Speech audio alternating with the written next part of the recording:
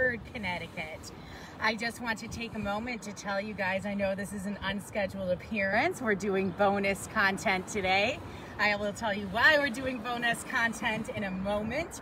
I do also want to let you know that we are in a traffic circle, as it were.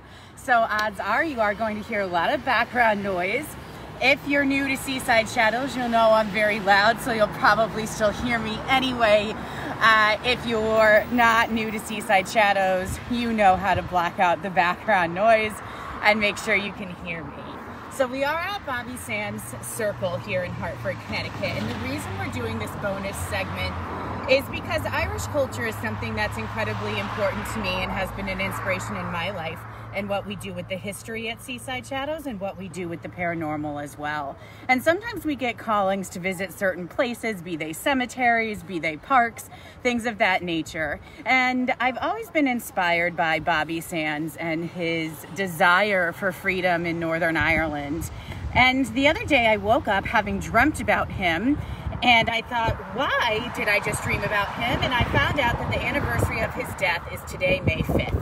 Today, May 5th, is also the Old Celtic Beltane Festival, and so it seemed quite fitting that today we would honor Bobby on that. So what's really exciting here in Connecticut is that we have the only monument outside Ireland that marks who Bobby Sands was. And I'm standing with that today, this beautiful Celtic cross. It says his name, when he died in 1981. And it says in the Irish language what we would translate to the words, "Our day will come." So what does this all mean? Well, if you're not familiar with Irish culture, they had been colonized by the British people for 800 years. And they were fighting them for all of those 800 years. Getting into the early 1900s, when we met Michael Collins and Eamon de Valera, and there was the Easter Rising of 1916, followed by the Irish Civil War, we really started to see some changes. And the Republic of Ireland was established as its own free nation for the first time. And that was fabulous, but Northern Ireland always remained part of the UK and does remain so until this day. And there are those that are okay with being part of the UK, but there are also those who want Ireland to be a part of the Republic. But it goes beyond politics. It also goes into religion. We're talking about the Republic of Ireland being a predominantly Catholic country and Northern Ireland being a predominantly Protestant country with a lot of Catholics who still reside very close to the border. So this led to a lot of troubles over the years. You may have heard of the troubles in Ireland, and it led to a lot of fights about getting the British out, these hard border walls, crossings, things that you may be hearing about with Brexit. But things really started getting bad in the 60s and 70s when Bobby Sands was growing up. And he grew up in the town of Derry. And when he was growing up, there would be British soldiers who would come and take the people that he knew, his neighbors, his friends, and move them. They wouldn't allow people to live next to each other if they deemed them to be unsavory or Catholic or anything of that nature. And they would move people that he knew, and they would kill people for the slightest thing. This was very disturbing to Bobby Sands, who grew up in a Catholic household and always felt very persecuted in that part of Derry. And so he grew up very motivated to make changes. He had lost people in his own life. He had watched his mother suffer. He knew he wanted to make changes. So he met some folks that also were very inspired to free parts of Northern Ireland from the British. And they formed what was called the Provisional Irish Republican Army. There was a man named Gerry Adams who was the leader of Sinn Féin up until this very year in Ireland, a political leader who comes and speaks at Quinnipiac University, who he met, and they actually met in prison when they were first arrested, because the Irish Republican Army started off with a lot of riots and a lot of things that would upset others, and they could get violent if they felt it necessary to defend people that they loved. But they went in jail in the late 70s, a whole bunch of them, including young Bobby. But when he goes in jail, he gets treated as a political prisoner, because what he was arrested for when he was causing those were standing up for certain rights. But then later, when Margaret Thatcher and all sorts of other people start instituting these British laws, we have problems. And the problems include that Irish prisoners that are fighting for freedom are no longer going to be considered political prisoners. Well, Bobby is released from prison, but he ends up getting arrested again for possession of firearms and for believing to incite a fight. I will let you watch about Bobby and see what you think. I think he is a man who promoted great peace and really wanted unity and love for the country, but he was arrested as so many IRA members were. Arrested and put back in prison, but there were no laws to treat him as a political prisoner. And so he was treated like filth, like dirt. He wasn't valued at all. Do you like all our background music today? Not very Irish, but we're gonna roll with it. So he was treated like dirt. The other prisoners actually started having all these strikes where they would just wear blankets, or they would rub their excrement on the wall. They were trying to say to the people in the prisons, treat us like people that are standing up for something. Don't treat us like this common criminal. But no matter how much they did it, the British law would not come in and give them any rights. Then the hunger strike started.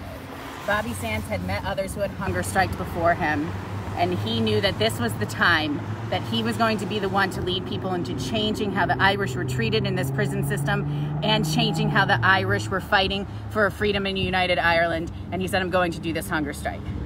And he does it. And he starts off thinking slightly optimistic that this will send the message home. And he has other people that are in the prison that are going to hunger strike as well when he's done. But he's doing this for days, weeks. He's becoming emaciated. He's becoming sick. He's journaling what's going on. And people are advocating, save Bobby Sands. He's going to die. He is this great leader. He was even elected to Parliament as a representative of his community up near Derry because he was considered to be such a leader. He wrote a song while he was on hunger strike in prison. If you ever heard Back Home in Derry, he was an inspiration to his people. They elected him to office while he's hunger striking. But the British said, no, no, we're not saving him. Let him do what he will. He continues hunger striking for 66 days, and he perishes on May 5th, 1981. No one coming to save him. The hunger strikes continue after Bobby Sands, those who believed and fought like he did, and they had several of them who died too.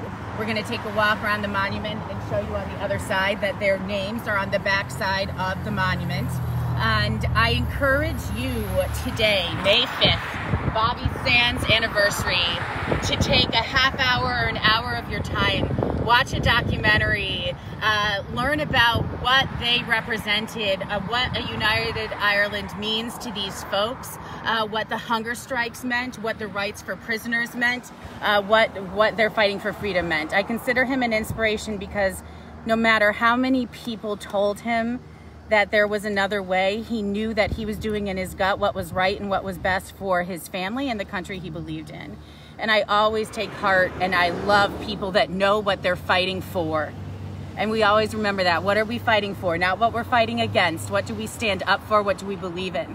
Bobby Sands knew that at his core. He died at the young, tender age of 27, but he knew who he was, and he knew what he valued, and he knew what Ireland could be. As far as New England, we are filled with Irish people. We are filled with Irish immigrants starting from the potato famine that continued till today. And they came here with that same fire in their bones about who they were and what they represent. We had Irish people fighting in the American Revolution. We've had Irish people assisting the Scottish in their fights for freedom. The Irish are essential to who New England is. You look at Boston, it's an Irish city. And we are inspired by the passion of people like Bobby Sands on a regular basis. So be proud, be Irish. Let's take a walk around this beautiful Celtic cross so that you can see the marker and that you can see the other side with the other hunger strikers' names.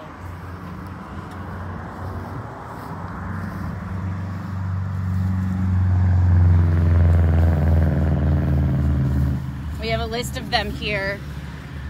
There would be enormous funerals. You can watch footage of the Bobby Sands funeral and the thousands and thousands of people that turned out on May 5th in 1981 after he perished, and his mother walking alongside the casket.